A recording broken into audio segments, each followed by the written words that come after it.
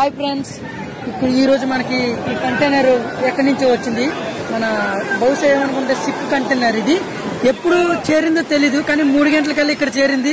చాలా మంది ప్రయత్నం కూడా చేస్తున్నారు. పోలీస్ ఫోర్స్ కూడా వచ్చింది ఇక్కడికి, కానీ ఏ విధంగా రావట్లేదు. బహుశా ఇది మనకు ట్రాక్టర్ గానీ, ట్రాక్టర్ తో పని అయిపోతే మనకి ఇక్కడ ఎవరిని అడిగితే తెలుసుకుందాం చూసుకుంటున్నాం. ఒకన్నా ఈ అన్నలు అడిగాం. ఈ అన్న ఏమంటున్నారు చూద్దాం. అన్న, ఇప్పుడు మనకి ఈ కంటైనర్ ఉంది కదా, ఈ కంటైనర్ ఎలా వచ్చింది ఇక్కడికి ఒకసారి చెప్తారు మీరు? తెలీదు అన్న, అదిగో వచ్చింది అన్నారు. హాఫ్ అన్ అవర్ వచ్చి అయిపోయింది. వచ్చేది నాకు తెలీదు. నేను మా డాడీ ఫోన్ చేస్తే ఆటోమేటిక్ గా సముద్రపుడికి అయితే వచ్చాను. మా డాడీ బాబాయ్ చాలా మంది వేటకి వెళ్తారు, వేటకి వస్తారు. కానీ ఏ కంటైనర్ వచ్చింది నేను చూడడానికి వచ్చాను. టైం చాలా హాఫ్ అన్ అవర్ అయిపోతుంది. టైం కూడా జస్ట్ చూడడానికి అయితే వచ్చాను. నేను ఒక మెచ్చగారిని, మా డాడీ చాలా మంది మెచ్చగారులే.